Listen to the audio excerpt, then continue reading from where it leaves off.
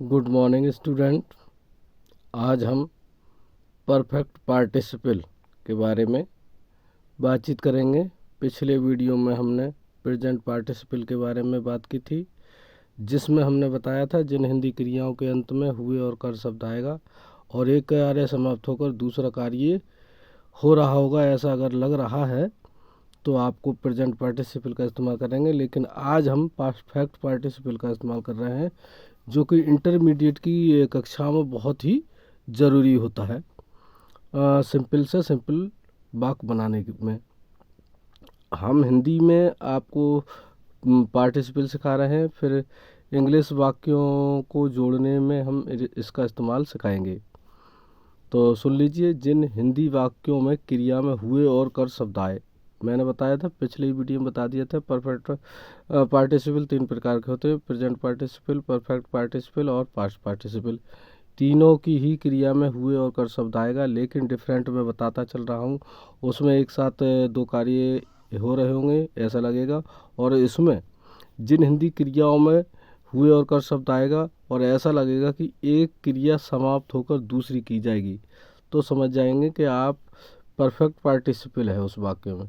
तो आप समझ जाएंगे कि उस वाक्य में क्या है, परफेक्ट पार्टिसिपल है।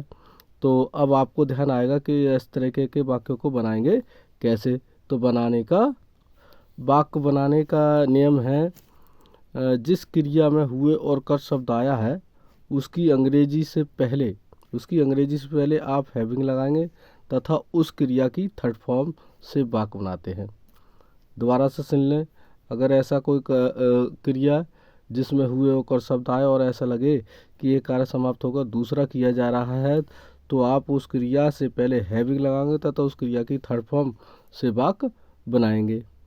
खूब समझ लें, ये क्रिया समाप्त होकर दूसरी की जाएगी तो हैविंग और उस क्रिया की थर्ड फॉर्म जिसमें हुए और कर शब्द आया है लगाएंगे और वाक्य बनना आपका शुरू हो जाएगा। समझ में आ रहा है तो जो है सुनते रहें ध्यान से, वीडियो को मज़ा लेते रहें।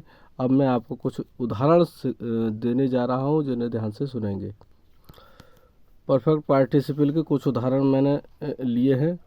वह खाना खाकर स्कूल गया। देखिए, खाना खाने का काम बिल्कुल समाप्त हुआ होगा तब कहीं उसने जाकर स्कूल गया होगा, ऐसा तो है नहीं। खाना खाते खाते खाता भी जा रहा होगा और स्कूल भी गया होगा, तो इसमें लग रहा है कि एक क्रिया बिल्कुल समाप्त हुई है और स्कूल गया है। तो खाकर शब्द आया है तो हैविंग लगा देंगे, और खाकर क्या, eaten the food, having eaten the food. कौन गया, वह स्कूल गया, ही वेंट टू स्कूल। तो कोई दिक्कत ना हो रही होगी आप लोगों को। पिताजी स्नान कर दफ्तर गए। अब स्नान किया, ये का स्नान करने का की क्रिया समाप्त हो गई होगी पूर्ण रूप से, फिर क्या गए होंगे, दफ्तर गए होंगे। तो having bathed father went to office.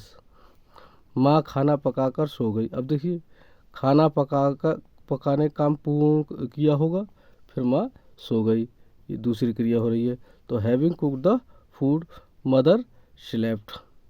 आपको मेरी वीडियो समझ में आ रही हैं और आप मुझे यूट्यूब पर चाहते हैं तो मेरे वीडियो को लाइक, और किस तरीके के वीडियो आप चाहते हैं कमेंट ज़रूर करें और शेयर करें, सपोर्ट कीजिए।